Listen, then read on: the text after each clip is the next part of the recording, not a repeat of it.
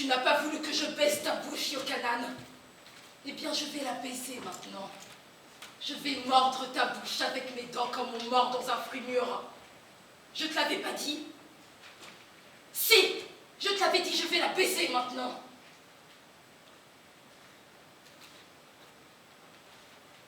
Pourquoi tu ne me regardes pas, Yochanan? Tes yeux si terribles, si pleins de rage et de dédain, ils sont fermés à présent. Pourquoi ils sont fermés? Hein? Allez, ouvre les yeux. Soulève tes paupières. Que se passe-t-il? Qu'est-ce qu'il y a? As-tu si peur de moi que tu n'oses me regarder? Et cette bouche, elle ne dit plus rien? Elle ne remue plus? Cette vipère écarlate qui crachait son venin sur moi. Tu n'as pas voulu de moi, Yochanan. Tu m'as rejeté. Tu m'as dit des choses infâmes. Tu m'as traité comme une fille de joie, comme une prostituée. Moi, Salomé, fille d'Hérode, princesse de Judée. Eh bien, je vis encore et toi, tu es mort. Et ta tête m'appartient. Je peux en faire ce que je veux. Je peux la jeter aux chiens et aux oiseaux du ciel. Et ce que les chiens laisseront sera dévoré par les oiseaux du ciel. Yochanan, tu fus le seul homme que j'aimais. Tous les autres hommes m'étaient odieux, mais toi, tu étais beau. Ton corps était comme une colonne d'ivoire posée sur des pieds d'argent. C'était un jardin rempli de lys et de colombes argentées. C'était une tour d'ivoire ornée de boucliers d'argent. Rien au monde n'était plus blanc que ton corps. Rien au monde n'était plus noir que tes cheveux. Rien au monde n'était plus rouge que ta bouche, Yochanan.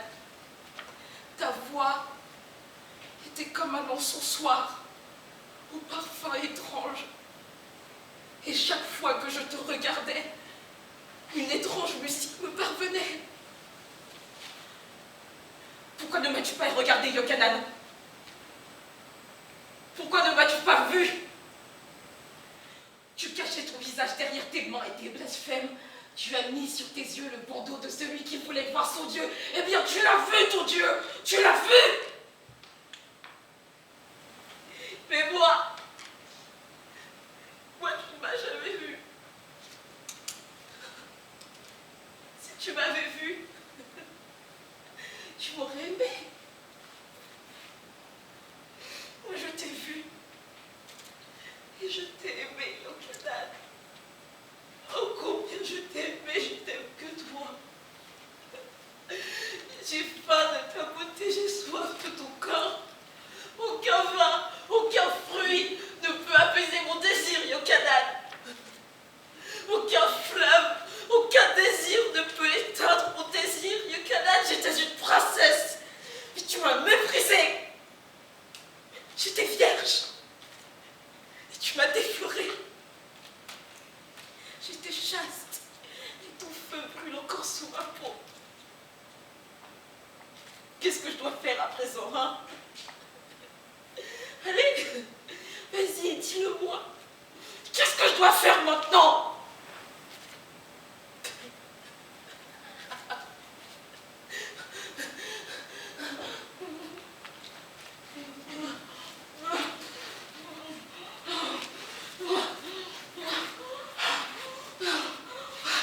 J'ai baisé ta bouche.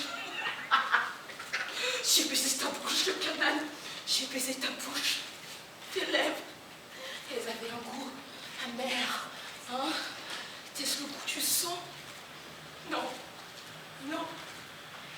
Mais peut-être était-ce le goût de l'amour, hein? Ne dit-on pas que l'amour a un goût amer? Qu'importe. Qu'importe. J'ai baisé ta bouche. J'ai baisé ta bouche. J'ai baisé ta bouche.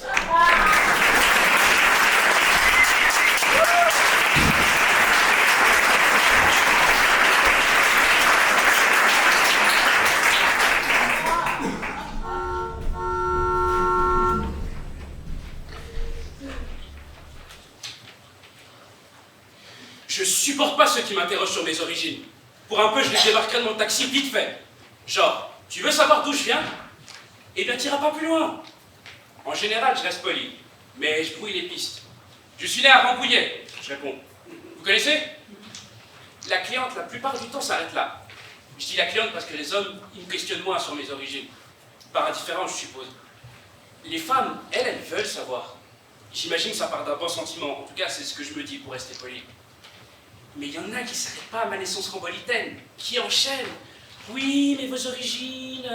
Évidemment, quand on est noir, on a des origines autres que françaises, elles pensent. Et alors là, j'ai la colère qui monte. La mémoire de l'Afrique que je connais pas se m'a poussé entre mes veines. Mes arrière-grands-parents étaient ivoiriens.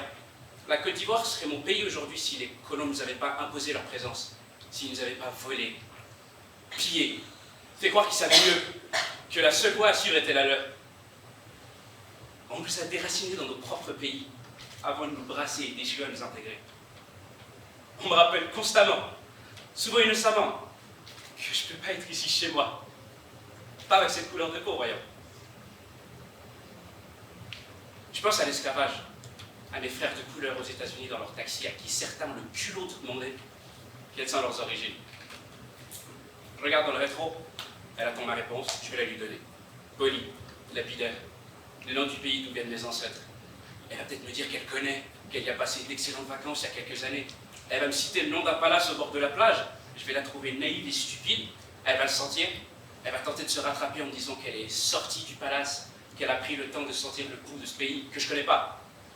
Elle va tenter de me prouver qu'elle s'intéresse à moi, à nous, à mon peuple, qui n'en est pas vraiment un peuple, puisque si tous les Blancs en formaient un, tous les Russes, les Américains, les Européens, tu parles.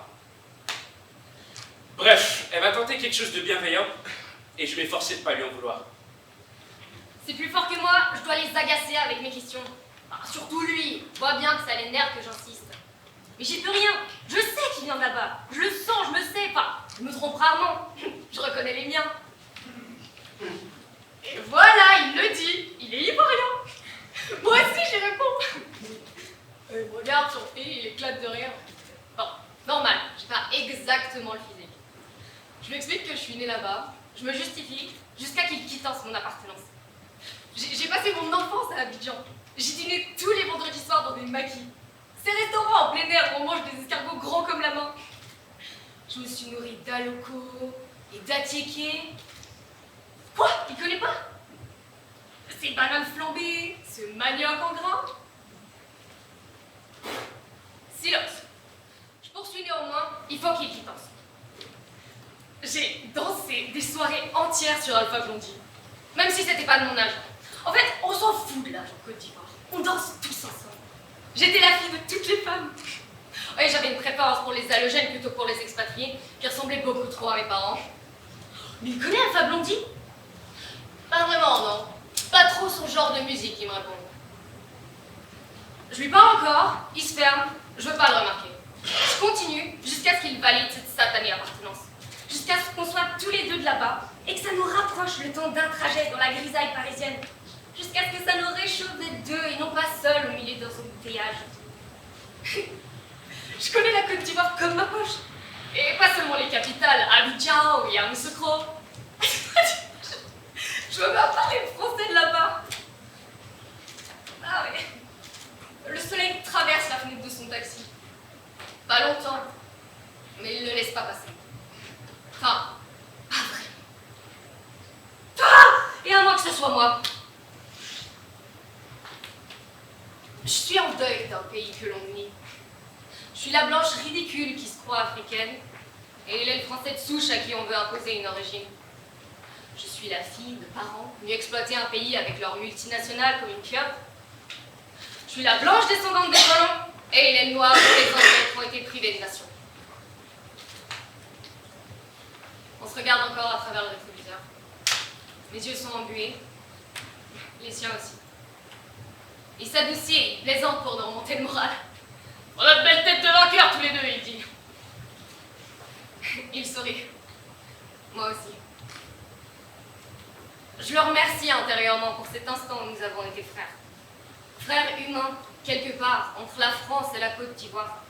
Entre le blanc et le noir.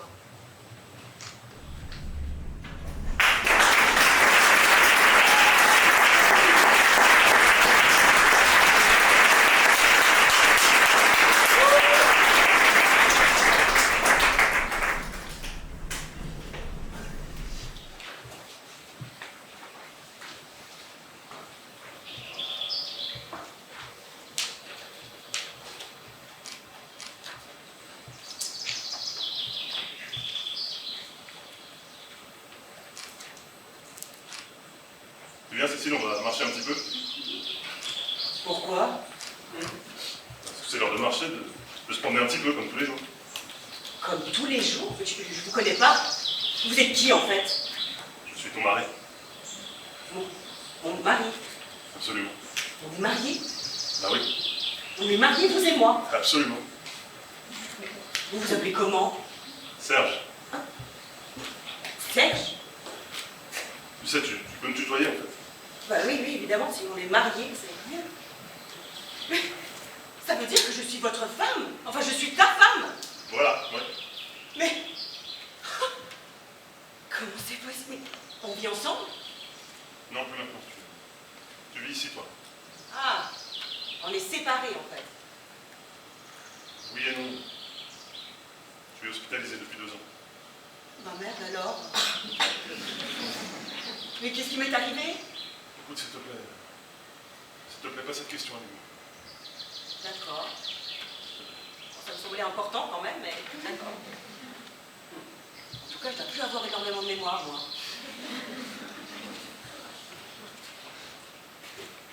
J'arrive pas à croire que je sois mariée avec vous. Mais ça veut dire qu'on est amoureux. Ou qu'on l'a été, sans doute. Oh, c'est drôle, ça. Qu'est-ce qui est drôle? Mais je sais pas, cette idée de...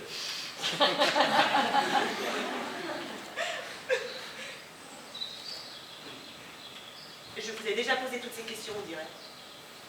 À peu près tous les jours. Ah oui, je vous pose des questions tous les jours. À peu près à cette même heure, c'est l'heure où je passe te voir, c'est plus pratique pour moi. Alors on s'assied comme ça tous les deux, comme on est en train de le faire, et puis tu me poses des questions. Souvent en premier c'est vous êtes qui vous? Et hop, après c'est parti. Mais j'ai aucun souvenir de ça. C'est agaçant. Aucun. C'est agaçant, mais c'est pas grave. Je veux dire, il y a des vies encore plus compliquées que la nôtre. On passe plein. C'est ennuyeux quand même. Tout le monde n'est pas comme ça, visiblement.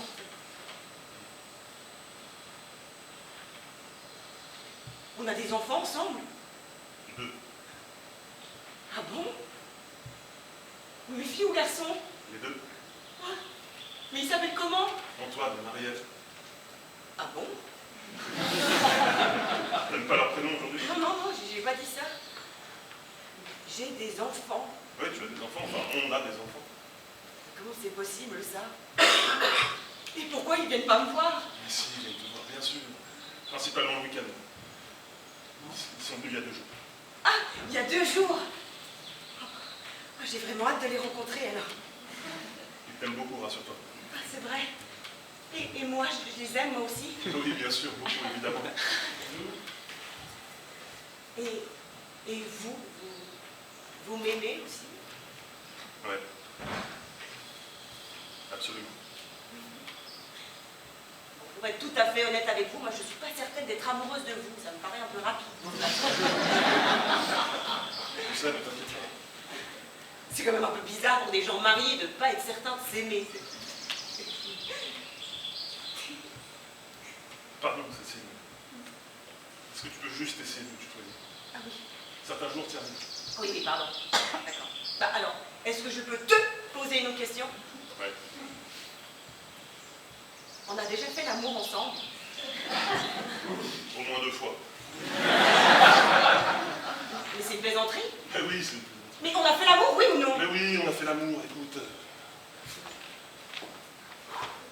Je sais que tu le fais pas exprès, mais... Voilà, aujourd'hui, tes questions, elles m'angoissent un peu. D'autant que je suis fatigué. Bah désolée. Ce sont de simples questions, elles me paraissent naturelles à moi. Excuse-moi, c'est ta mémoire qui est plus à son meilleur moment. Je t'en veux pas, mais... Disons que certains jours, c'est un peu difficile. On a fait 2 enfants ensemble, alors bien sûr qu'on a fait l'amour. Et on a même fait l'amour hier, si je te dis. On a fait l'amour hier. Très rapidement, dans ta chambre. Certains jours, tu vas très envie. J'arrive pas à m'imaginer ça, c'est... Oui, bah c'est comme ça. On parle comme ça, tu me poses à peu près les mêmes questions, et puis à un moment, tu me dis que tout ça, ça t'a donné envie de faire l'amour avec quelqu'un. Et tu me demandes si je serais d'accord de le faire avec toi. Je te parle comme ça. Ah, à peu près, oui. Et toi, tu réponds quoi? Bah, ça dépend. Là, hier, je t'ai dit d'accord. Enfin, je suis d'accord pour être cette personne avec qui tu vas pouvoir concrétiser ton envie de faire l'amour avec quelqu'un. Mais on pourrait peut-être essayer de se prendre dans les bras. Tu en as envie? Bah, je sais pas, on peut essayer. Si tu en as envie. Bon, d'accord, alors c'est parti. Bon, bah, et qui commence? Vas-y, toi. D'accord.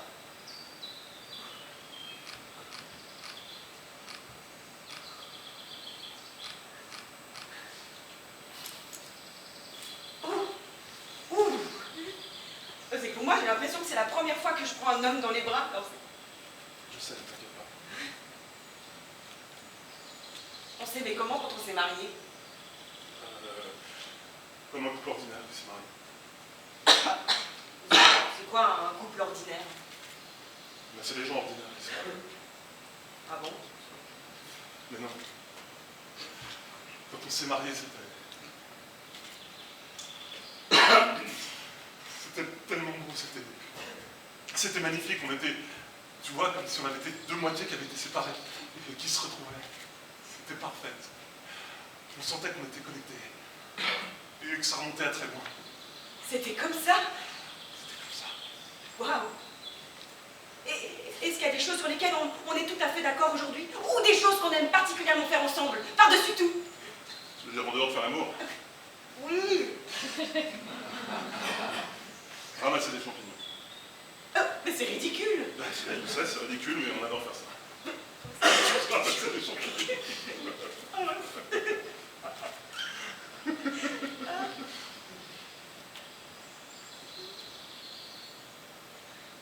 Je me sens fatiguée.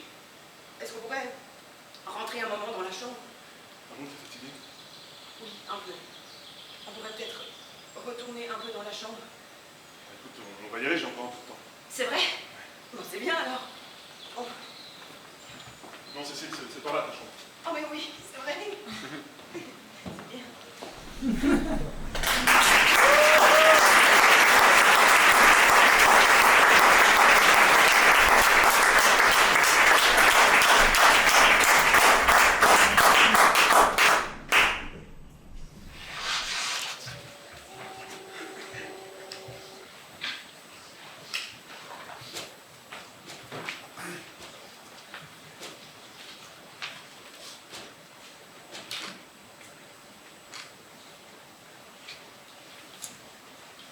J'ai eu de la chance.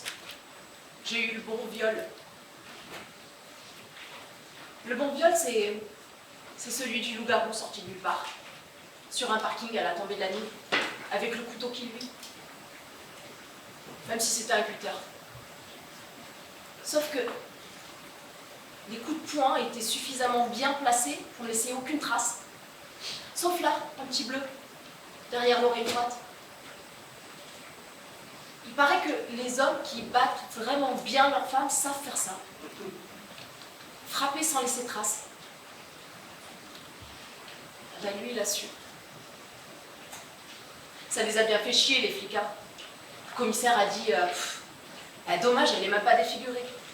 Ouais, alors ça c'est une habitude à prendre. Hein. Dès le dépôt de plainte, quand tu es victime de viol, on parle de toi en disant elle, comme si tu n'étais pas là. En même temps, tu n'es plus tout à fait là. Elle n'était même pas défigurée. C'était pas la bonne victime, tu vois, ça allait être compliqué à plaider. La bonne victime, c'est celle qui porte encore les stigmates sur son visage. Forcément exsangue. Forcément à terre, brisée définitivement en 1000 morceaux. La bonne victime, elle est écrasée sous le poids de la honte. Noyée dans ses propres larmes. D'ailleurs, tu sais pas trop si c'est de la souffrance ou de la culpabilité. Ouais, parce que quitte à verser dans le dégueu, il faut que ça transpire, il faut que ça suinte le viol. toute pleine, il faut que ça se voie. Ah, alors elle aurait dû avoir la décence minimale de porter encore des traces de sang et de sperme sur son visage quand elle est venue vous voir, hein, c'est ça? C'est la plaidoirie de mon avocat.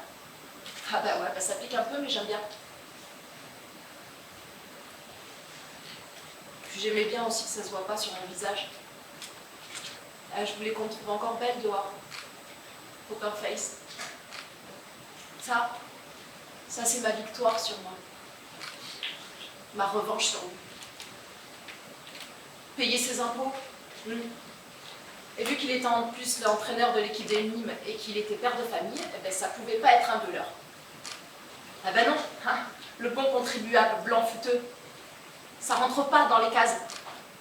Alors tu vois, si moi j'étais pas la bonne victime, ben lui c'était pas le bon violeur non plus. Non. Pour ça, il aurait fallu qu'il soit étranger, de préférence de type maghrébin, hein, vu le nombre de fois qu'on m'a posé la question. Puis d'une manière générale, l'homme qui viole ne peut pas être un comme nous, tu vois. Il faut qu'il y ait quelque chose de surnaturel, ou d'exceptionnel, mais sinon ça arriverait tout le temps. Pour info, ça arrive exactement toutes les 7 minutes en France.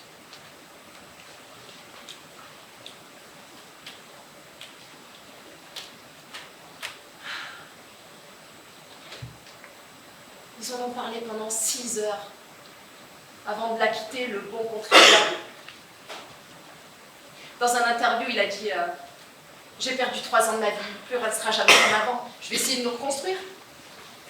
Mais putain, mec, ça te dérange pas de voler aussi mes mots? C'était dans le Provence. Sur la photo, il souriait toutes ses dents. Bah tu vois, ce jour-là seulement, j'ai eu envie de me jeter sous un train.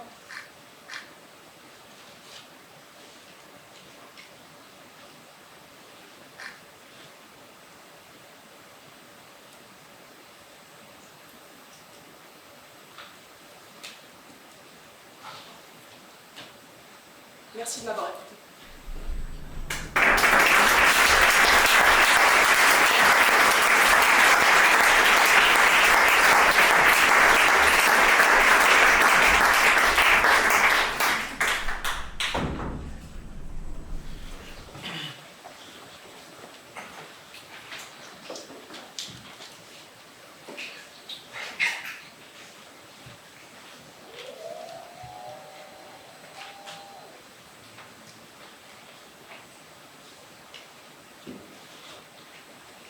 Pourquoi tu me regardes pas?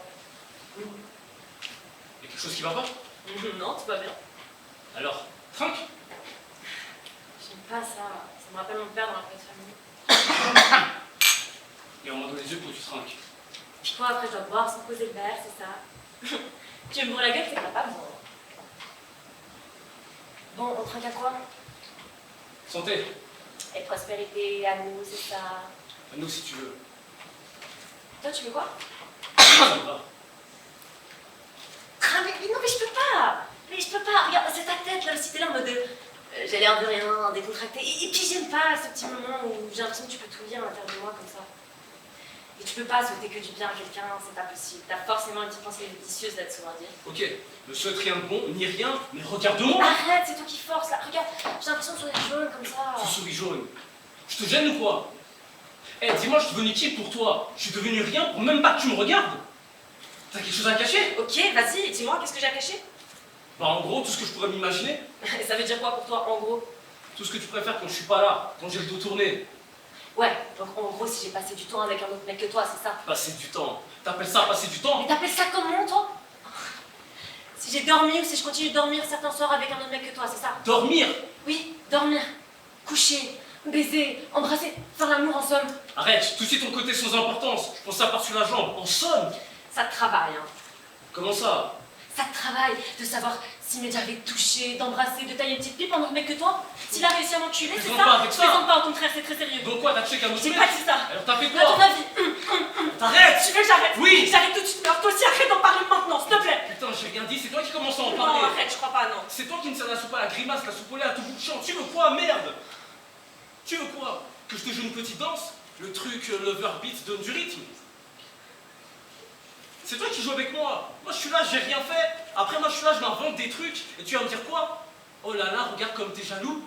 Mais la jalousie, ça commence pas tout seul. Ça commence pas comme ça d'un coup, c'est pas comme de marcher dans de la merde. Ça commence par des petits signes qui viennent de l'autre. Des silences, des regards, des absences qui clignotent de droite à gauche. C'est l'autre. C'est toi qui me mets des sales trucs dans la tronche. Je trouve que ça m'amuse, moi, d'être C'est comme bon, ça. arrête.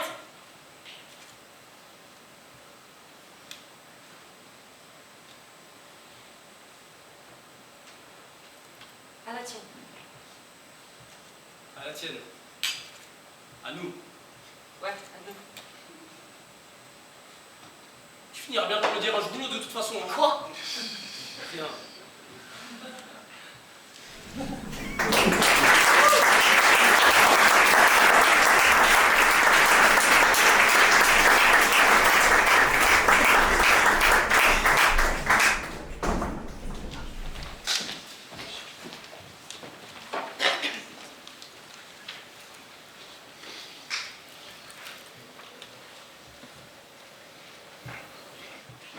Ils veulent que j'arrête. Ils veulent que j'arrête. C'est venu comme ça, sans prévenir, sans le moindre signe. Même pas une petite réflexion avant pour que je puisse me préparer à ça. Rien d'avant-coureur, rien d'apparent.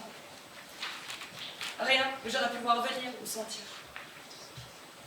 C'est dingue. J'ai rien vu. Rien senti. Rien compris. Ils n'ont rien changé à leur comportement. Que dalle, que de la routine. Salut Bianca, comment ça va ma belle? Non. C'est venu comme une simple exécution.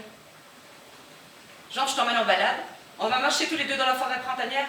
Regarde le ciel, ma chérie. Et une balle dans la tête. C'est comme si on m'avait craché dessus en plein visage. Et que personne ne bouge. Personne ne fasse attention. Je suis comme un molar qui flotte et se disloque au fil de l'eau. J'ai honte. Ils veulent que j'arrête. Personne ne m'a prévenu. Aucun tact, aucune attention. Même pas un petit bouquet de fleurs. Ça coûte rien un petit bouquet de fleurs sur le boulevard. Même une rose de backpack à 5 balles, ça m'aurait fait plaisir. Ou un champagne, un petit meuble à faire péter. Organiser une fête avec des chips et des pistaches à partager avec les filles. Mais rien. Rien. J'aurais aimé sentir que j'ai un peu compté pour eux après toutes ces années. Ils n'ont même pas prévenu les autres que je partais. Je m'en remets pas. J'ai honte d'aller les voir. Pour leur dire quoi, peut-être? Que je ne rapporte plus assez? Que je ne suis plus assez rentable? Qu'ils ne veulent plus de moi? Quand je pense le nombre d'années que j'ai passé avec eux, je peux dire qu'ils en ont fait du pognon sur mon cul. Des millions d'euros. J'ai dû faire à peu près 250 000 shows, à raison d'une bonne trentaine par jour. Ça fait une bonne moisson de souvenirs, ça, non? 22 ans. J'avais 18 ans quand je suis arrivée ici. Je suis bonne pour la casse.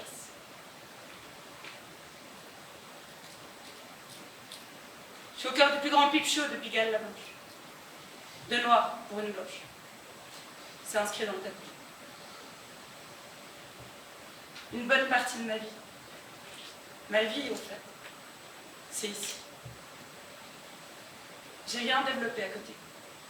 Rien acheté. Rien construit. Il n'y a pas d'homme dans ma vie. Que des mecs qui passent. Et encore, ça fait longtemps qu'ils ne passent plus. À côté, c'est vide. Le gouffre. Même si c'est naze, même si c'est glauque, ma vie c'est ici. Ici, c'est chez moi. Et bien tout ça, ça a été effacé d'un coup. Comme si ça n'avait jamais existé. Je me suis fait jeter. Et maintenant, qu'est-ce que je vais faire?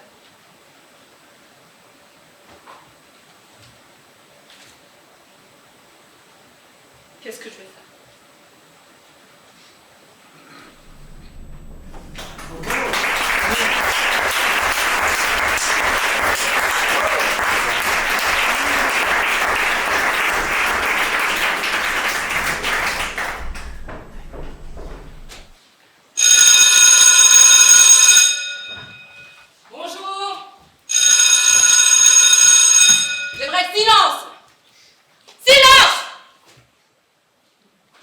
s'agirait aussi de se tenir convenablement sur ses chaises. Quand on se tient mal, on travaille mal. Toi, là, au 10e rang, oui, toi. Non, mais où tu te crois? Dans une école de putes? Toi, là, la grande. Non, mais sur quoi tu te crois assise, hein? J'ordonne, vous obéissez.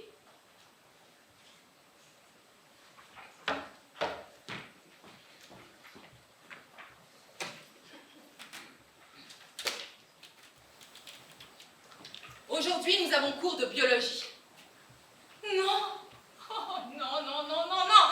Ne vous attendez pas à un cours d'éducation sexuelle. J'aime autant vous le dire tout de suite.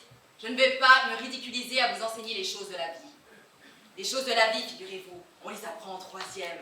Alors vous perdez ce genre d'espoir et en vitesse. Ce n'est pas moi qui vais vous apprendre à vous embrasser ou à vous sauter les uns sur les autres. Ça, pas question, c'est pas dans le programme. Allez la prendre dans la rue avec vos mamans. Et je ne vais pas m'amuser à me débrailler devant vous. Monsieur le directeur m'a expressément défendu de montrer mes seins. Oh, même un seul. Non, non. Ce que Madame Marguerite va vous apprendre est beaucoup moins compliqué et beaucoup plus primaire au niveau des enfants que vous êtes. Il y a 3 grands principes en biologie. Ou plutôt, il y a un grand début, un milieu de dimension variable et une grande fin. Le début. Je vous en ai déjà parlé. Vous êtes tous nés un jour ou l'autre sans qu'on vous demande si vous étiez volontaire. Vous êtes nés, un point c'est tout. Comment? Pourquoi? Ah bah forcément il y a un truc, hein. Et bien sûr ça vous intéresse parce que c'est un truc dégueulasse.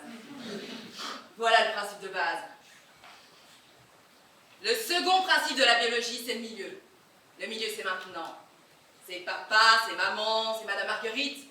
Mais c'est l'école, l'examen d'entrée en 6e, les devoirs, les leçons, la discipline. Enfin, tout ce qui compose le bonheur d'un enfant. Mais le 3e principe, c'est le plus grave. C'est la fin de la biologie. Et il est de mon devoir, en tant qu'éducateur, de vous annoncer des choses que vous ignorez, puisque vous n'êtes que des simples enfants. Mais qu'il faut savoir. Vous allez tous mourir. Tous, sans exception. Demain, comme nous avons français, Madame Marguerite vous fera faire une rédaction. Chaque élève devra me décrire son propre enterrement, avec ses petits mots à lui et ses petites images. Et c'est justement pour développer votre imagination. Chaque élève me remettra un enterrement entièrement différent des autres. Mais, si j'en prends un qui copie sur l'enterrement du voisin, c'est 0 à tous les deux. C'est bien compris? C'est ça la biologie. Vous êtes nuls, mais vous avez soif de savoir certaines choses, n'est-ce pas? Les choses de la vie, par exemple.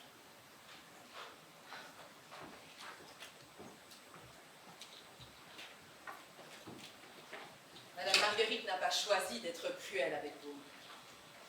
Et Madame Marguerite serait malheureuse si vous pensiez que Madame Marguerite ne veut pas votre bien. En réalité, le désir le plus cher de Madame Marguerite, c'est que vous sortiez d'ici armés pour la vie, pour vaincre les difficultés de la vie. Parce qu'il y en a, tout le temps.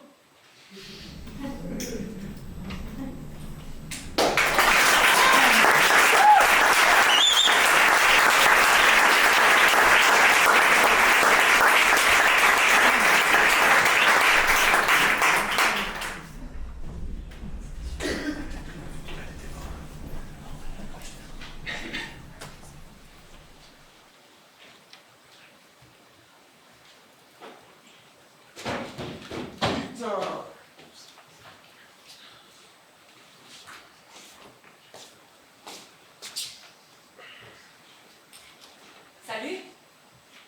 Salut, ça va? Ça va et toi? Ouais, ça va, merci. Tu dormais? Non. Mais il est quelle heure? 4h, 4h30. Et tu dors pas? Non. Et les autres?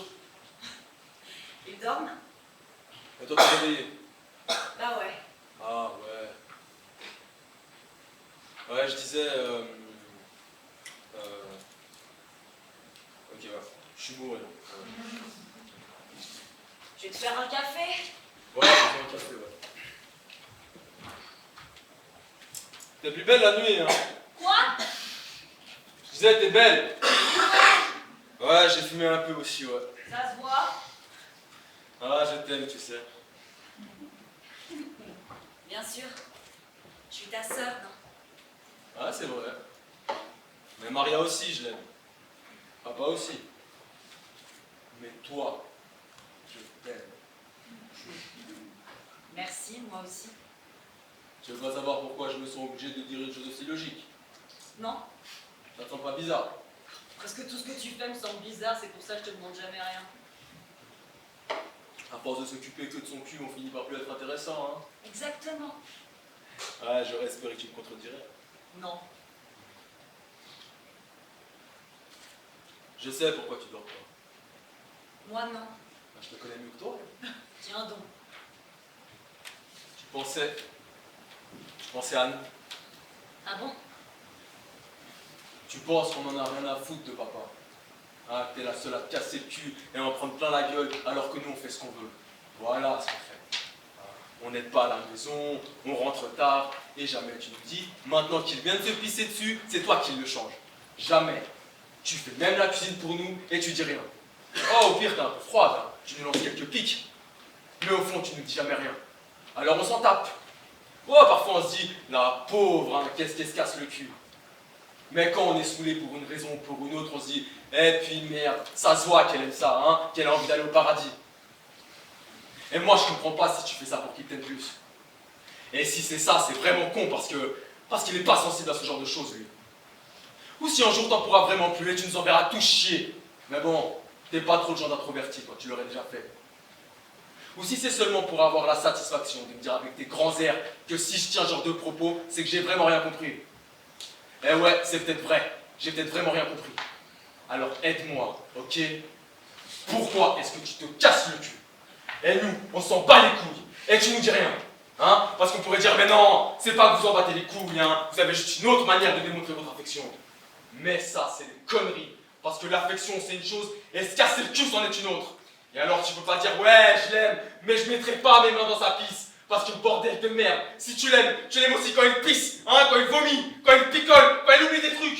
Hein, mais si tu l'aimes pas, si tu voudrais qu'il crève, ou si peut-être que tu l'as toujours haï et que tu penses que sa maladie lui a été envoyée du ciel par un connard, hein, pour révéler enfin toute la pourriture qu'il a à l'intérieur, et que tu puisses enfin te permettre d'avoir du dégoût pour lui, et ben putain, même si tu penses ça, non, pense encore pour lui. Et en attendant, pour toi, c'est encore une autre histoire, hein, parce que c'est toi qui laves le cul, c'est pas moi, hein. Alors ça veut dire quoi, putain, hein? Ça veut dire quoi? Arrête, il dort! Alors, je m'en fous qu'il dorme, hein? Ça les concerne tout autant, aussi bien Maria que papa. Et papa, je m'en fous qu'il soit dans cet état. Il est peut-être plus stupide, plus distrait, mais il est pas con de ne pas voir ce qui se passe, hein? Alors il devrait jouer son rôle de père et dire, putain, Martha, arrête de nettoyer mon vomi. Et vous deux, là, vous allez bouger votre cul parce que ça va vous que je vais faire chier ce mois-ci, hein? Parce que si toi tu dis rien, si papa dit rien, moi, tout seul, j'en branle pas une.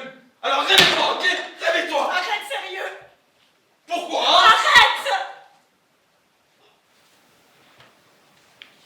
Ok, j'arrête.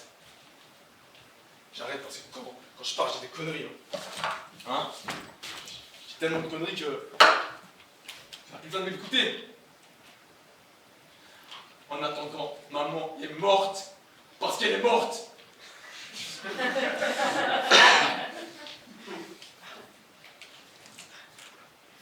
Désolé.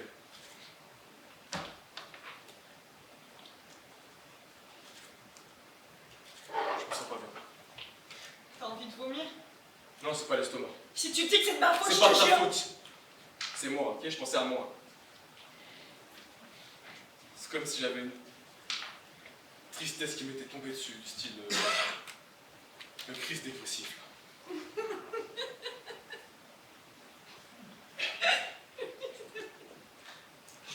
C'est le jour, ça. Ouais, peut-être.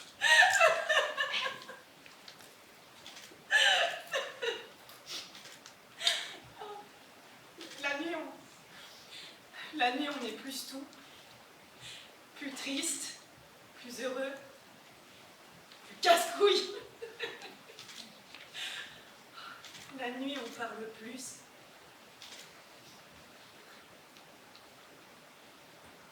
Raconte-moi une histoire, s'il te plaît.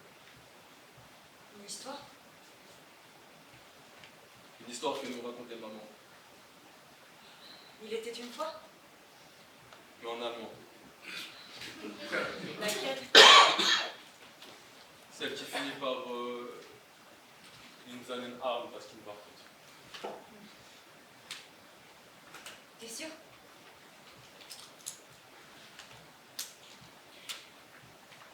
Wie reitet so spät? So schlafen wie? Es ist der Vater mit seinem Kind. Er hat den Knaben wohl in den Arm.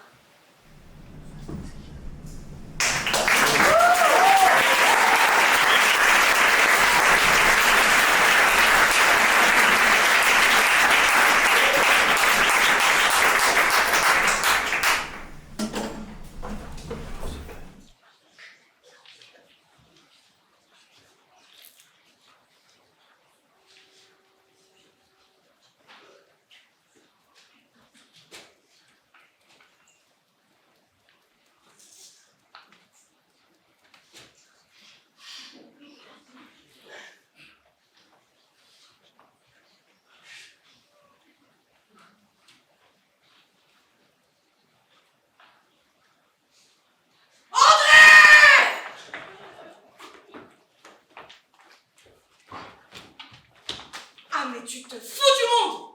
Regarde, là, et là, et là, et le parquet, il a moitié du tapis, et qui va nettoyer? Toi, peut-être? Monique, je t'assure que c'est pas Mais moi. bien sûr, c'est ton café, t'en as foutu partout avec ta manie de tremper les tartines! Et la baignoire? Tu l'as pas fait déborder, la baignoire, peut-être? La moquette à 2 balles que t'as achetée, elle est trempée, elle est en train de détendre sur le fauteuil, quel seul souvenir de ma mère! Désolé, mais j'ignorais que c'était... Bien sûr! Comment pourrais-tu le savoir? Tu n'es jamais là! Mais je travaille, Monique. Est-ce que tu peux comprendre ça, que je travaille? Oh, ne me fais pas rire, s'il te plaît! Classer toute la journée des dossiers au ministère, mais quel enfer, André! Oui, bah en tout cas, bien moins pénible que celui que j'ai avec toi. Ah, c'est nouveau, ça! Le ministère est devenu un paradis. Et depuis quand, s'il te plaît? Depuis 3 semaines exactement, Monique. Depuis le 28 mars dernier, Madame le Tourneur m'a convoqué. Ah, mais oui, Madame le Tourneur! Ton ignoble chef! Elle a claqué dans ses doigts et comme d'habitude, t'as appliqué à plat ventre. Exactement. Tu me dégoûtes. Et je peux savoir ce qu'elle t'a demandé, la grande responsable de l'export Europe de l'Est? Et des Balkans. Oh, j'oubliais, 1000 excuses. Alors, elle t'a demandé quoi, cette grande dame?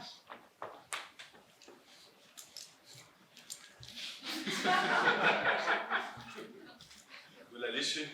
De? Bah, elle a relevé sa jupe, elle s'est allongée sur le bureau. D'un doigt, elle a écarté ses jambes, d'un doigt, elle a déplacé sa culotte et elle m'a dit « Léchez-moi, monsieur Martineau ». La grande responsable de l'export Europe de l'Est Balkan t'a dit « Léchez-moi, monsieur Martineau ». Oui. Et...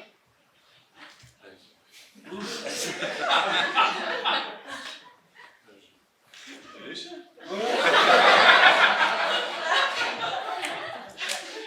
Donc t'es en train de me dire que t'as fait un cunilingus à ta supérieure assise au milieu de ses dossiers, à moins que tu ne frôles même plus l'épaule. Mais t'as puni quoi? Non. Il est juste... léché. Longtemps? Je sais pas, moi. Longtemps ou pas longtemps? Mais t'es drôle, toi, je peux pas regarder l'heure dans cette position. Et je dirais un bon petit temps, quand même. Bah, et quand le téléphone sonnait, elle répondait pas et elle criait « Ça peut attendre !» Continuez, monsieur Martineau. André, Quoi? dis-moi la vérité. T'as pas sauté ta pause déjeuner, j'espère? Bah si, c'était blanquette coquillette à la cantine, moi, j'ai horreur de ça. Elle me tenait la tête en hurlant, il y a tout le service qui a fini par l'entendre. Tu veux dire tes collègues des archives? Bien sûr. Mais t'es sûr qu'ils l'ont entendu? Oui, et même dans la rue, il y a des passants qui criaient « Oh, ça va là, vous avez besoin d'aide ?» Elle a été virée. Pas exactement, non. Moi, par contre... Toi quoi? Bah, le jeudi suivant, après l'avoir léché, j'étais obligé d'aller branler ce directeur. Le gros monsieur Lantier? Lambier, le gros monsieur Lambier. Et puis très vite, c'est le DRH qui m'a fait demander pour que je l'observe tripoter la nouvelle standardiste. C'est monstrueux. Et la semaine suivante, la directrice de la communication, Madame Langevin, dont la poitrine a sûrement été inscrite au patrimoine de l'humanité, lors d'une réunion du personnel, a demandé à Paulette, sa secrétaire, qu'elle venait d'épouser, de la fouetter jusqu'à l'extase. Et alors? Tonnerre d'applaudissements, énorme succès. Je peux pas le croire. Les syndicats, ils ont pas bougé les syndicats? Bah si, oui, bien sûr, ils sont intervenus, oui. Ils ont dit stop, je suppose. Ah oui, stop aux 35 heures. Ils ont proposé qu'on revienne aux 40 heures, avec possibilité d'heures supplémentaires, même non rémunérées. Vous allez baiser pendant 40 heures? Non, mais ça fait suite à une demande du département informatique, parce qu'ils venaient de découvrir l'échangisme, cela. Alors c'est vrai que ça met un peu de temps pour échanger, surtout que c'est un service qui est très encombré par les ordinateurs. Tu vois. Mais pour toi, André, mon pauvre André, ça doit être effrayant. Surprenant. Ça je me doute, oui. Tiens, par exemple, le service comptable est venu m'informer hier que depuis le jour où j'étais chez Madame Le Tourneur, c'est-à-dire il y a à peine 3 semaines, les exportations Europe de l'Est-Balkan ont augmenté de 30%. T'as dit 30%? 30%. Il paraîtrait que moi-même je vais être augmenté et que le ministre en personne aimerait me décerner une médaille. Mais une médaille de quoi? Du meilleur ouvrier de France, voyons. Mais on marche sur la tête. Eh bien je relève la mienne, Monique. Le brouillard se dissipe. J'existe. Je suis utile.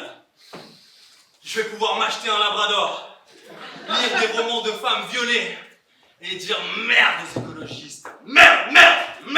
Oh, je me sens enfin chez moi au XXIe siècle. D'ailleurs, si tu vois pas d'inconvénient, je vais y retourner.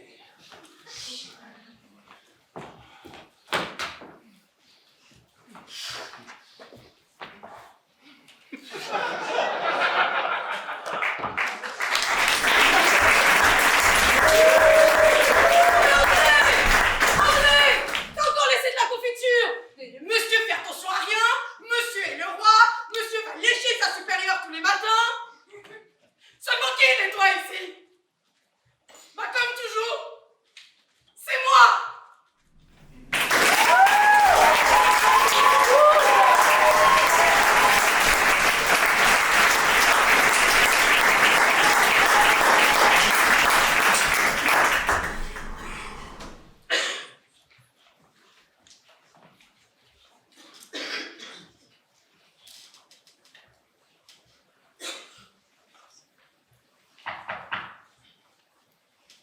Oui? Emma, entrez.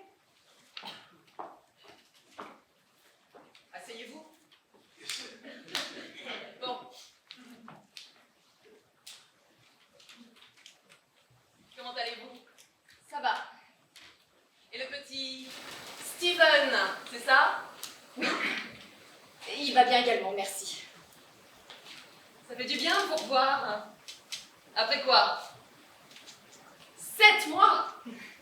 Ça fait du bien d'être de retour. Tout s'est bien passé, l'accouchement? Vous n'êtes pas obligé de me dire, hein, c'est juste histoire de bavarder. Non, tout s'est bien passé. Bien. l'accouchement. Et merci de nous avoir informé de votre grossesse. Ça nous a grandement facilité les choses. Et vous avez votre congé maternité? Oui. Oui. Oui, La totalité de votre congé maternité. merci. Ah, et encore une fois, je suis navrée qu'il n'ait pas marché pour la promotion. Non, c'est bon, ça va. Peut-être une prochaine fois. Hein? Ouais, peut-être. Comment vous en sortez niveau argent avec un fils? C'est juste histoire de bavarder. Hein. C'est pas facile. Mais son père nous donne de l'argent. Bien. Darren, c'est ça? Oui. C'est bien. Il peut se permettre avec tout le travail qu'il fournit. Darren voit Steven une fois par semaine. Mais il ne se passe rien dont vous devriez parler. Non. Non, on ne parle pas. Ne vous inquiétez pas. Et quand il vient chercher le petit Steven. Oui. Eh bien oui, à ce moment-là, je vois Darren. Mais il ne se passe rien. On discute. On discute quelques minutes. Vous êtes sûr? Oui.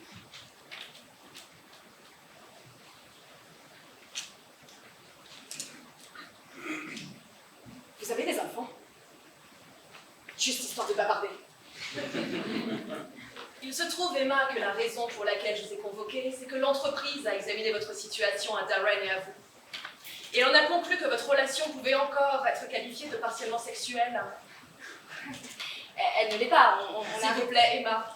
On a arrêté pour vous, vous nous l'avez Emma, pas- laissez-moi finir. Vous voyez, la présence d'un enfant engendré par un acte sexuel signifie que cela ne changera pas. Darren est le père de votre fils. Tant que ce fils continuera de vivre, il sera l'incarnation au sens le plus pur du terme d'une relation qui continue à être partiellement sexuelle. Par conséquent, Attendez. Tant qu'il continuera de vivre. pardon, Mais qu'est-ce que vous insinuez? Emma, s'il vous plaît. Non mais attendez, qu'est-ce que vous voulez que je fasse? Que je le tue? Que je tue mon fils pour mettre un terme à la relation sexuelle? Enfin, ne soyez pas ridicule, Emma. Non. Nous devons partir du principe que votre fils continuera de vivre. Et de vivre avec vous. Et que par conséquent, le lien sexuel entre vous et Darren continuera de la même manière. D'accord. Et nous ne voulons pas vous perdre. Ni l'un, ni l'autre. Oui. Vous êtes excellente dans votre travail. Merci. Donc, nous allons muter Darren. Encore? Non? Est-ce que... Non? Ah oui! Le muter encore. Bon, bah cela résoudra le problème. Cela évitera tout risque de favoritisme ou comportement déplacé. Tout lien social inutile sur le lieu de travail. Où ça? Pardon. Où est-ce que vous allez le muter? Ah. Kiev. Kiev? Kiev. C'est où Kiev? En Ukraine. C'est où l'Ukraine? Près de la Russie. La Russie? La Russie, Emma, c'est à Non mais côté. je sais où c'est la Russie. Mais pour combien de temps? Une durée indéterminée. Mais attendez, il ne pourra plus voir son fils. C'est vrai. Cela aussi facilitera les choses. Il refusera. Il a déjà accepté. À moins que vous licenciez tous les deux, ce que nous ne souhaitons vraiment pas faire, hein. Eh bien, c'est la seule option. Darren, lui, a compris cela. Et Steven? C'est qui, Steven? Mon fils? Le fils de Darren? Oui, Il va grandir sans voir son père. cela ne regarde pas l'entreprise, Emma. C'est d'ordre privé. Oh, cela regarde l'entreprise. Cela regarde l'entreprise parce que si Darren ne peut plus voir son fils, il sera triste et déprimé et il ne travaillera pas aussi bien. Sa productivité baissera. Et moi, je devrais gérer le fait que son père manquera à Steven et ce sera une source de stress supplémentaire pour moi. Et peut-être que mon travail ne sera pas aussi efficace. Alors si cela regarde l'entreprise. Nos recherches ne suggèrent rien de tel, Emma. Mais nous saurions ce genre de choses de près, comme vous le savez. Si vos chiffres de vente venaient à diminuer suite à la mutation de Darren, Alors vous le feriez revenir. Alors, nous verrons si vous avez les qualités requises pour cette entreprise. Et je doute que cela arrive. Vos chiffres de vente sont toujours excellents, n'est-ce pas? Tout comme ceux de Darren. Ça serait dommage qu'ils en pâtissent. C'est tout ce que vous voulez. Oui.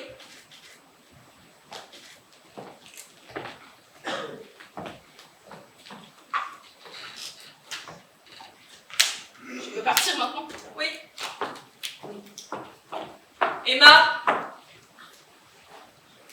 n'hésitez pas à venir me voir si vous avez le moindre souci.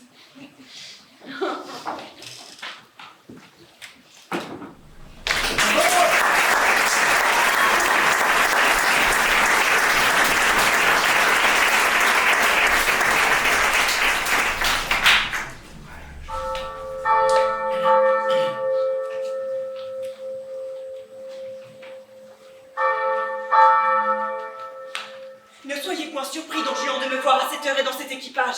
C'est un motif pressant qui m'oblige à cette visite, et ce que j'ai à vous dire ne veut point du tout de retardement. Je ne suis plus cette Don Elvire qui faisait des vœux contre vous, et dont l'âme irritée ne jetait que menaces et ne respirait que vengeance. Le ciel a banni de mon âme toutes ces indignes ardeurs que je sentais pour vous, tous ces transports tumultueux d'un attachement criminel, tous ces honteux emportements d'un amour terrestre et grossier. Et il n'a laissé dans mon cœur, pour vous, qu'une flamme épurée de tout le commerce des sens. Une tendresse toute sainte, un amour détaché de tout, qui n'agit point pour soi, ne se met en peine que de votre intérêt. C'est ce parfait et pur amour qui me conduit ici, pour votre bien, pour vous faire part d'un avis du ciel et tâcher de vous retirer du précipice où vous courez. Oui, Don Juan, je sais tous les dérèglements de votre vie. Et ce même ciel qui m'a touché le cœur et fait jeter les yeux sur les égarements de ma conduite m'a inspiré de venir vous trouver et de vous dire de sa part que vos offenses ont épuisé sa miséricorde, que sa colère redoutable est prête de tomber sur vous, qu'il est en vous de l'éviter par en prendre au tir, et que peut-être vous n'avez pas encore un jour à vous pouvoir soustraire au plus grand de tous les malheurs. Pour moi, je ne tiens plus à vous par aucun attachement du monde. J'en suis revenue, grâce au ciel, de toutes mes folles pensées. Et je ne demande qu'assez de vie pour pouvoir expier la faute que j'ai faite et mériter par une austère pénitence le pardon de l'aveuglement m'ont plongé les transports d'une passion condamnable.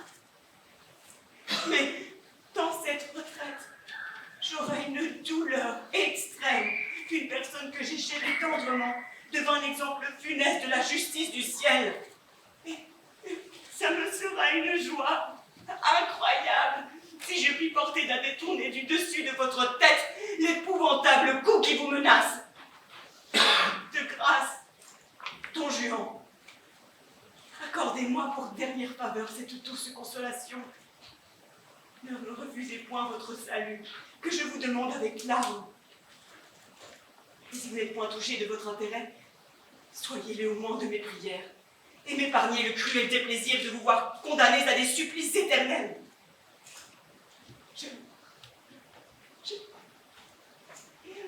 Je vous ai aimé avec une tendresse extrême. Rien au monde ne m'a été si cher que vous. J'ai fait toutes choses pour vous. J'ai oublié mon devoir pour vous.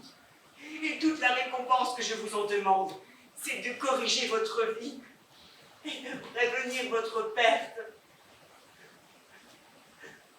Sauvez-vous, je vous prie, ou pour l'amour de vous, ou pour l'amour de moi. Encore une fois, Don Juan, je vous demande avec larmes,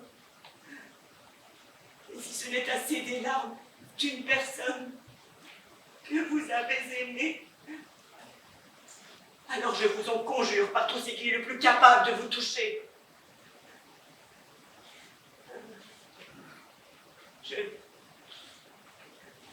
Je m'en vais. Après ce discours. Et voilà tout ce que j'avais à vous dire.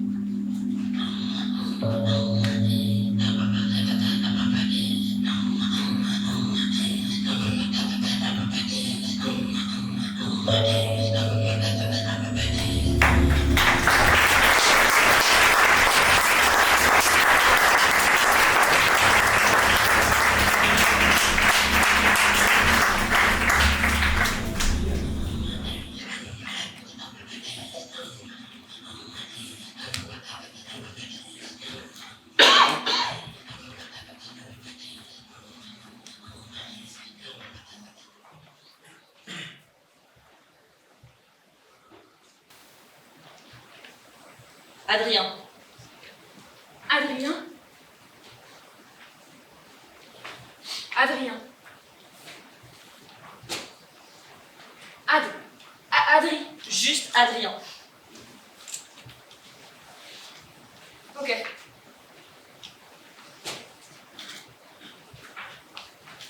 Ça va?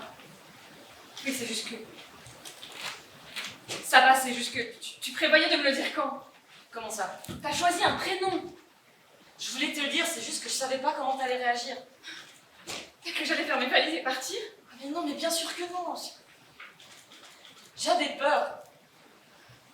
Il y a tellement de moments où j'ai voulu te le dire, mais... Tu sais, c'est pas comme si j'avais eu une illumination ou comme si d'un coup j'avais réalisé. J'ai juste ce sentiment qu'à chaque fois que je parle, c'est pas vraiment ma voix, ou qu'à chaque fois que je me regarde dans le miroir, c'est pas vraiment moi. Et c'est pas que je veux changer.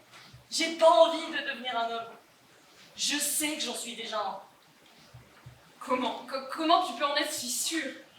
Je rêve comme un homme. Depuis quand? Depuis toujours. Mais je veux que tu saches que ça change rien entre nous. Et ça fait quoi de moi maintenant? Enfin, je veux dire, je suis quoi moi maintenant? Je comprends pas. Ben, si t'es un homme, est-ce que je suis hétéro? Mais non, mais bien sûr que non. Enfin, je sais pas, tu es toi. Je sais ça, merci. Et ça fait 10 ans que j'essaie de comprendre qui c'est, donc... Ça n'a pas changé. Non mais toi, si! Qui tu es? Je pensais que tu étais. Il y a 24 heures, je pensais que j'étais lesbienne. Enfin, je suis lesbienne. Non, j'essaie juste de comprendre ce que ça signifie pour moi. Et ça n'a pas besoin de signifier quoi que ce soit. Mais je suis pas attirée par les hommes, par d'autres hommes. La première fois qu'on s'est rencontrés, tu m'as dit que t'étais pas attirée par les femmes. Ouais.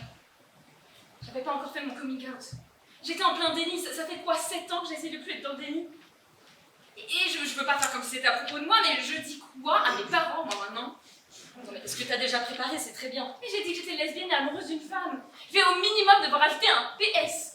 T'es en train de penser à devenir un homme. Pas devenir un homme. Et je te dis pas ça pour que tu puisses l'utiliser comme une excuse pour pas faire ton Mais coming je out. l'utilise pas comme une excuse, je dis juste que je trouve ça compliqué, c'est tout. Non mais tu crois que moi pas? Je dis pas que toi pas, mais t'as eu plus que 24 heures pour y penser.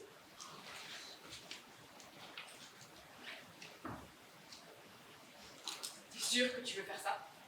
Je t'assure, vraiment sûr. Tu veux vraiment devenir un homme? Non, Alice. Je veux juste arrêter d'essayer d'être une femme.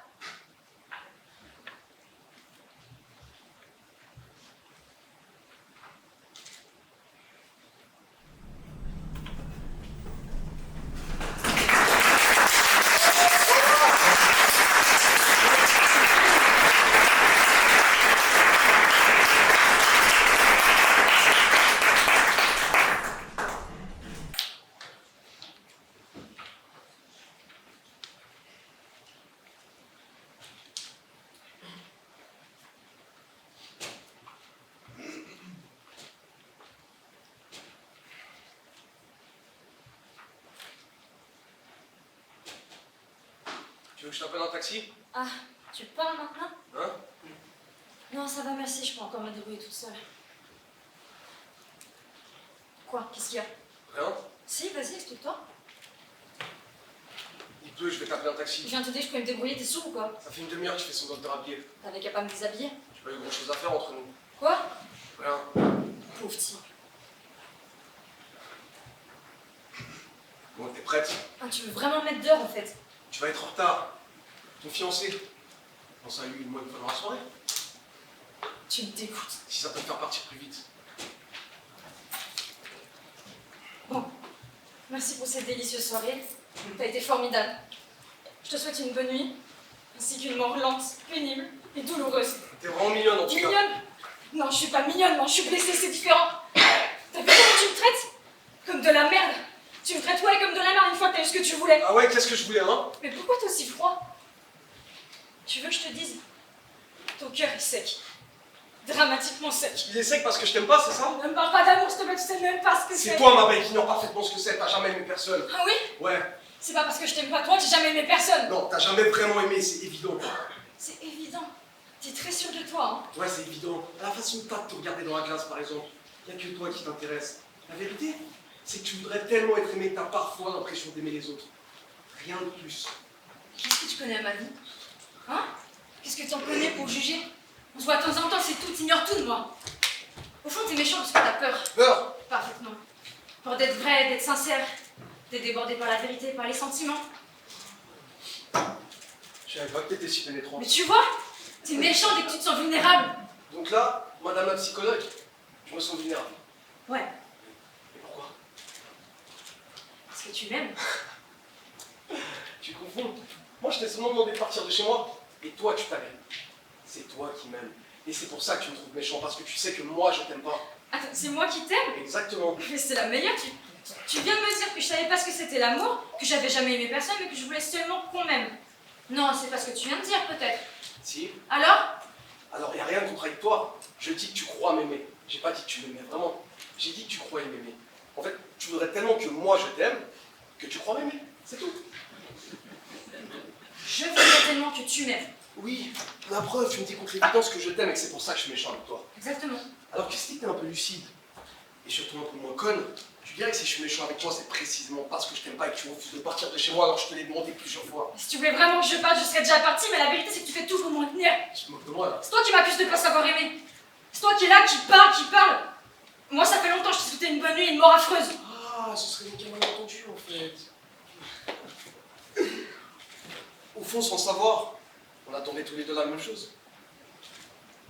Que tu te casses. Pauvre type. Ouais, tu l'as déjà dit. Bah alors, tu pars pas? Je croyais que c'était moi qui te retenais. Tu sais plus quoi dire. Tu sais plus quoi dire parce que t'es seul devant l'évidence. C'était pourtant clair en nous. Il y avait comme un pacte. Qu'est-ce que t'as fait? Il était convenu que nous ne devions pas nous aimer, non? Je t'avais interdit de tomber amoureuse. Toi, t'avais ton fiancé, et moi, c'était une sorte d'amitié. Tu disais amitié érotique, l'expression, elle t'amusait. Ben, moi, je veux pas rentrer dans ta vie, tu comprends? Parce que tu crois sérieusement que t'es rentré dans ma vie? Ah, tu crois que t'es le seul pour moi? Tu te prends pour qui? Des types comme toi, j'en vois des dizaines. Des dizaines, tu m'entends? Ils tournent dans mon agenda, t'es un parmi d'autres. Et pour te dire, t'es même pas mon favori. Je sais très bien que tu mens. Tu me forces à te le dire. Arrête maintenant, c'est ridicule. Quoi? Qu'est-ce qu'il y a? Tu vas pas me dire que t'es jaloux quand même? Qu'est-ce que t'espérais, que je m'attache à toi? T'es conscient de ce que t'es en train de me dire? C'est trop facile de simuler l'indifférence et d'être méchant après. Tu délires. Tu sais que tu représentes pas grand-chose pour moi et ça te tue. Parce que tu peux pas supporter d'être un parmi d'autres. Mais quoi? Il n'a jamais été question d'amour entre nous que je sache. Salope! Connard!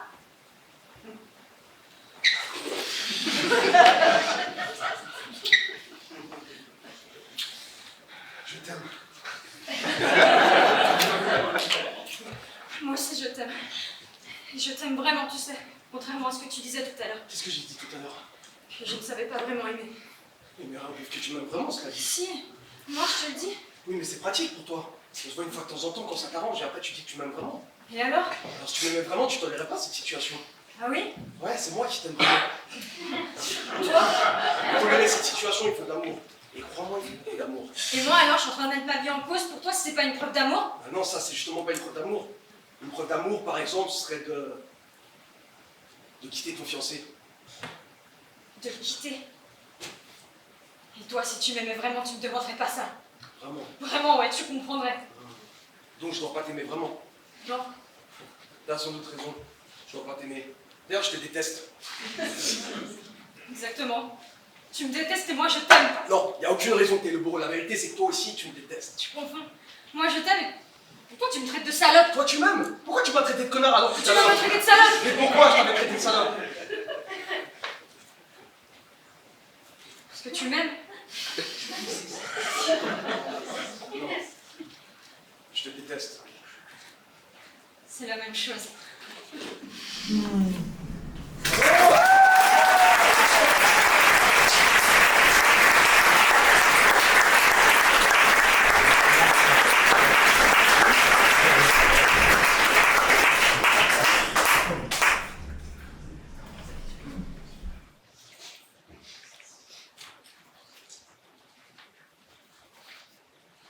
Quand tu fais cette tête, on dirait une porte de prison. Ça ne va pas du tout troncer les sourcils comme ça, ma cocotte.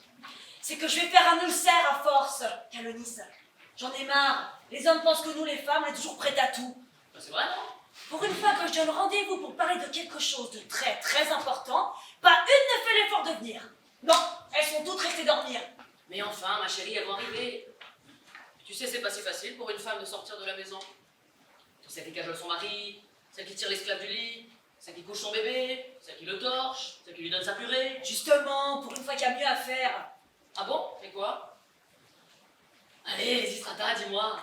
Pourquoi tu nous as convoqués? Pour quelle raison? Elle est de taille, j'espère. Oh oui, elle est très grande. Elle est grosse aussi? Oh oui, très grosse. Et les femmes ne viennent pas? Oh non, non, c'est pas ce que tu crois. Non, sinon elle serait déjà toute là, évidemment. Non. Il s'agit d'une idée que j'ai caressée, que j'ai triturée au cours de mes nuits blanches. Elle doit être toute fine à force d'avoir été triturée. Ça, c'est le fin du fin. Le sort de toute la Grèce est entre les mains des femmes. Des femmes? Mais alors ça tient pas à grand chose. Que pourrions-nous faire, nous femmes, de si malin ou d'incroyable? Nous qui passons nos journées assises, toutes mignonnes, avec nos robes safran, nos manteaux droits, nos belles chaussures. Eh bien, justement, c'est ça qui va nous sauver, j'espère. Les petites robes jaunes, les belles chaussures, le parfum, le maquillage, les petites chemises transparentes.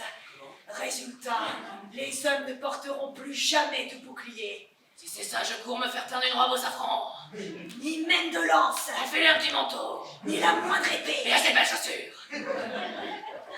Elles devraient tous être là, non? Bah tiens, c'est en courant qu'elles auraient dû se ramener. Oh, ne t'inquiète pas, ma chère, on va les voir arriver, les Athéniennes, à la dernière minute en bonne méditerranéenne. Pas une femme. Ni de la côte, ni de l'île de Salamine. Pourtant celles-là, elles aiment bien mouiller dès le matin. Leur bateau! Même celles que je pensais voir arriver en premier, les Arcaniennes, qui souffrent tant de la guerre, elles ne sont pas encore là. Pour venir jusqu'ici, ces ivrognes ont encore du bois. La tasse! M'en voilà une qui arrive! Dis, distracteur! Je suis pas trop en retard! Mais qu'est-ce qu'il y a? Pourquoi tu dis rien? Je ne te félicite pas, Myrine, de n'arriver que maintenant alors que l'heure est grave. Oh, ça va, je trouvais juste pas ma ceinture dans le noir. Bon, bah, puisque c'est si urgent, vas-y. Non! Attendons que les femmes du Béotie et du Péloponnèse arrivent. Ça c'est bien dit. Et ben voilà l'Ampito qui arrive. L'Ampito! Ma Spartiate préférée! L'Ampito, l'Ampito, Tu es resplendissante, ma toute douce! Mais quelle couleur! Quel corps musclé! Tu pourrais étrangler un taureau! Oh, par castor, moi! Et Pollux, moi! Je fais de la gymnastique, hein. Je me tape les fesses avec les talons, regarde. Quelle chance d'avoir d'aussi beaux seins. Mais c'est... Oh! Vous me tâtez comme une bête bonne au sacrifiçage! Bon! Qui est-ce qui a convocassé toute cette troupe de femmes? C'est moi! Bon bah raconte-nous ce que tu veuilles de nous. Oui, vas-y Lystrata, dis-nous, dis-nous. Ah, je vais vous le dire! Mais d'abord laissez-moi vous poser une question. Une toute petite question. Vas-y, tout ce que tu veux. Les pères de vos enfants sont au front. Ne vous manque-t-il pas? Ils sont si loin. Le mien, ça fait 5 ans qu'il est en trace à garder son général. Et le mien, ça fait 7 mois entiers qu'il a pris l'os. Et le mien, quand il rentre à la maison, le voit-il pas qu'elle prend son bouclier et pchut, évaporisé. Et moi, ça fait 12 mois que j'ai pas vu un godemiché de 8 pouces dont le cuir aurait pu me soulager. Pas moyen de voir l'ombre du début d'un amant. Ouais, ça aussi. Vous seriez donc d'accord de me suivre si j'avais un moyen de mettre fin à la guerre? Grand Dieu, moi en tout cas je marche. Même si je dois vendre ma robe et donner tout l'argent. Moi aussi, quitte à être coupé en deux comme seul et qu'on donne la moitié de moi-même. Moi aussi! Et je grimperai même jusqu'en haut du mont Taygète pour apercevoir la paix. Bien, je ne vais pas garder le secret plus longtemps. Nous devons, nous les femmes, si nous voulons forcer nos maris à faire la paix, nous devons nous passer De quoi? Dis! Ah, vous le ferez? On le fera, même si on doit en mourir. Même si on doit mourir! Oui, même si on doit mourir, oui. Nous devons nous passer de bites! Jamais! Je ne le ferai jamais! Que la guerre suive son cours! Que la guerre suive son cours! Oh, c'est toi qui dis ça, la seule! Toi qui à l'instant étais prête à te faire couper en deux? Tout ce que tu veux. Vraiment tout ce que tu veux. Je peux même marcher sur le feu. Tout. Sauf me passer de bite. Carrément la bite, ma chère Lysistrata. Ouais. Oh, les femmes! Quelle belle bande de salopes, hein! Pas étonnant qu'on écrit des pièces contre nous.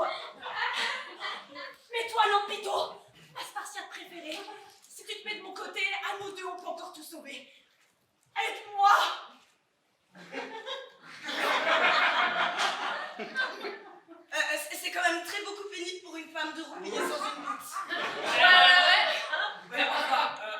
bien nécessitude de la paix quand même. Ouais. Alors d'accord. Oh, toi, Lampito, t'es la seule femme ici. Ouais, je sais. Bon, admettons que l'on se prive, Dans la mesure du possible. ce dont tu viens de parler, Est-ce qu'on est vraiment totalement sûr de faire revenir la paix. Mais bien sûr, voyons.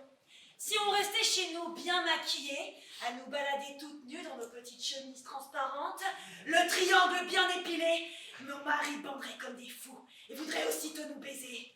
Eh bien, si on se refusait à eux, si on ne cédait pas, croyez-moi qu'ils feraient aussitôt la paix. Mais les Israéliens, si nos maris nous laissent tomber. Eh bien, comme dit le poète, il faudra bien caresser la petite chatte perdue.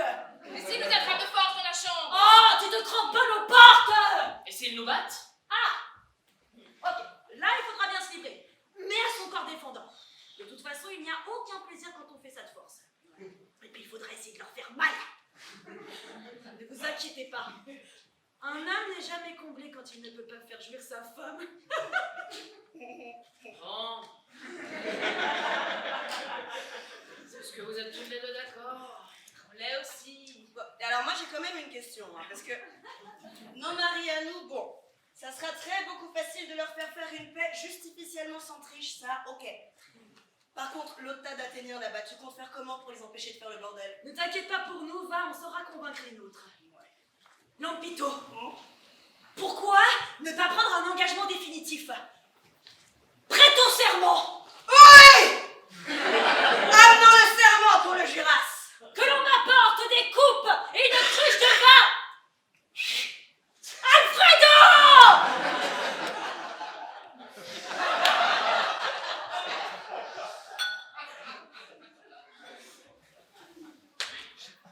Vous répéterez après moi, ainsi nous serons définitivement liés.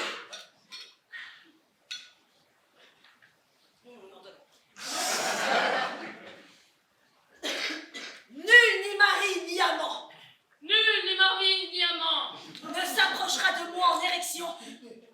Répète! ne s'approchera de moi en érection. Ce sera pas, je me sens défaillir. Je resterai seule à la maison sans homme.